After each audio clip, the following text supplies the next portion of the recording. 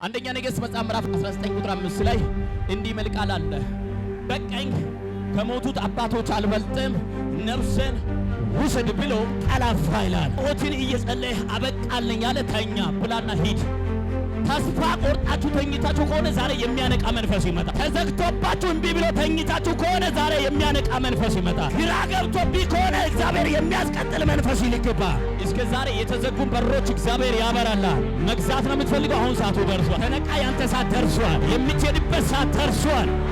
ሊተነብይ ነው የመጣው። ተነቃ፣ አሁን ሰዓቱ ደርሷል። ለአንዳንዶቻቸው ምግብ ያዘ መልአክ ይመጣል። ፋይናንሻል ያዘ መልአክ ይመጣል። ጤና ያዘ መልአክ ይመጣል። ትዳር ያዘ መልአክ ይመጣል። ነገሮቻችሁን 360 ዲግሪ የሚቀይር መልአክ ይመጣል። አሜን ካልከው በኢየሱስ ነገር ጋር መገናኘት ሆነልህ። አንዳንዶቻችሁ ከተኛባችሁ ትነሳላል። ካበቃችሁበት እግዚአብሔር ያስቀጥልሃል። እምቢ ያለው ጉዳይ ይቀይርልሃል። ዛሬ ከነገር ጋር መገናኘት ይሆናል። ነቅታን ነገርን ታስመልሳል። ነቅታችኋን ነገሮቻችሁን ታስመልሳል። በኢየሱስም ነገር ይመለሳል። የሚያስጠፋ አንድ ሰው አለ። ነገሩን የሚያስመልስ አንድ ሰው አለ። ይዞ የሚያስመልጥ አንድ ሰው አለ። እኔ ነኝ ካላንተ ሆኖልሃል።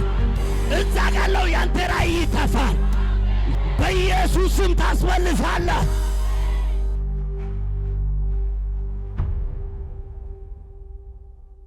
ስለዚህ አንተ የምትተኛ ከሙታንም ክርስቶስም ካንተ የሚጠበቅብህ ዛሬ መጀመር ነው። ቀጣይ ፓርት እግዚአብሔር ይሄድልሃል። ቦታው ላይ መገኘት ነው። እግዚአብሔር ያበራልሃል። እስከ ዛሬ የተዘጉን በሮች እግዚአብሔር ያበራልሃል። እስቲ አንብብልኝ ስሙት። ስለዚህ አንተ የምትተኛ ንቃ፣ አንተ የምትተኛ ንቃ፣ ከሙታንም ተነሳ። ክርስቶስም ያበራልሃል። ክርስቶስም ምን ያደርግልሃል? ያበራልሃል። ኢየሱስ ጌታ ነው። ሮሜ 13 ቁጥር 11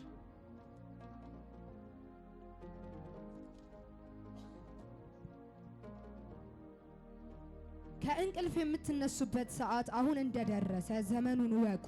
ኢየሱስ ጌታ ነው። አሜን። ኢየሱስ ጌታ ነው። አሜን። አሁን ነው ያልክ ያለው። ማገልገል ያለብህ አሁን ነው። ውጭ መሄድ ያለብህ አሁን ነው። ታቶዶ ዘባይ አራ አሁን ነው ያልክ ያለው። መግዛት ነው የምትፈልገው? አሁን ሰዓቱ ደርሷል። ከነቃ ያንተ ሰዓት ደርሷል። የምትሄድበት ሰዓት ደርሷል። ሊተነብይ ነው የመጣው። ከነቃ አሁን ሰዓቱ ደርሷል። ስለዚህ አንተ የምትተኛ ንቃ፣ ከሙታን ምን በል ክርስቶስ ምን ያደርግልሃል? ሃሌሉያ።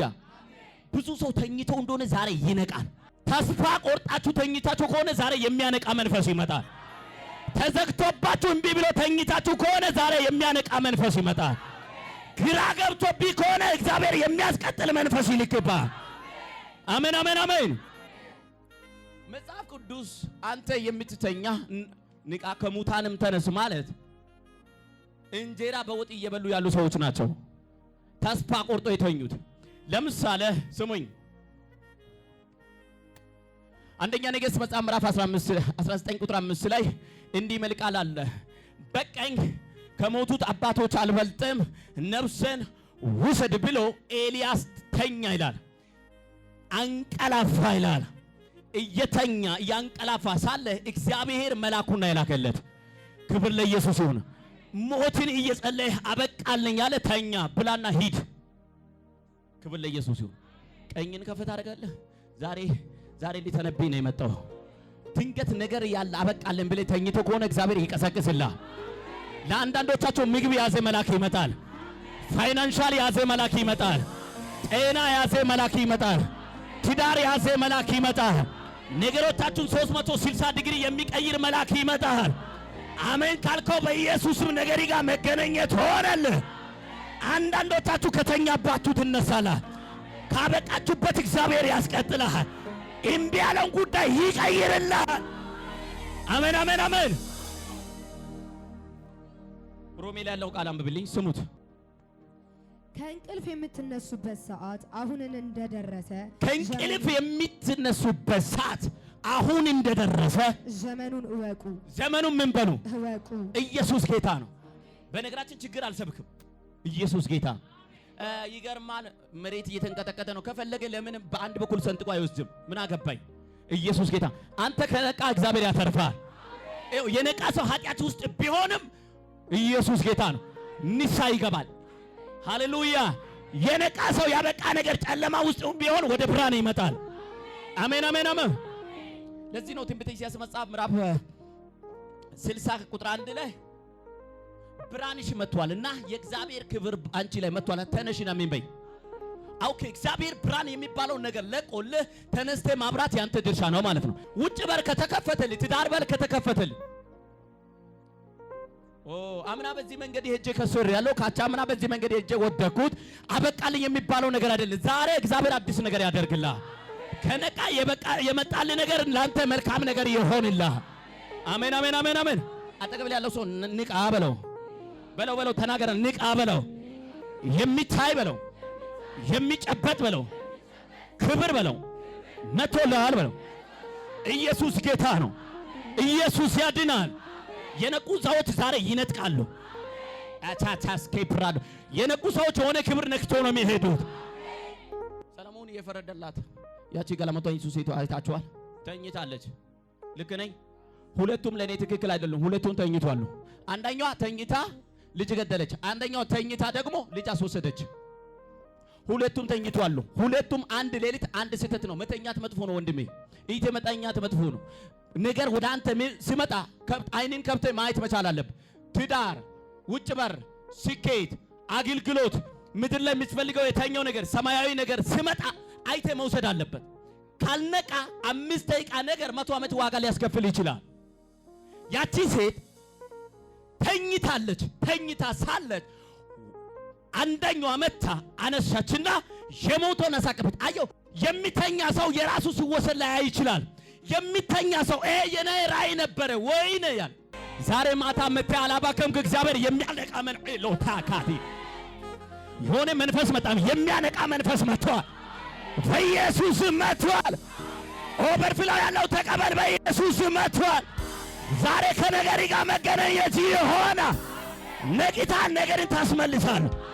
ነቂታችኋን ነገሮቻችሁን ታስመልሳል። በኢየሱስም ነገር ይመለሳል። የሚያስተፋ አንድ ሰው አለ። ነገሩን የሚያስመልስ አንድ ሰው አለ። ይዞ የሚያስመልጥ አንድ ሰው አለ። እኔ ነኝ ካላንተ ሆኖልሃል። እዛ ጋለው ያንተ ራእይ ይተፋል። ያንቺ ትዳር ይተፋል። ያንተ ቢዝነስ ይተፋል። ነቂታልና ታስመልሳለህ።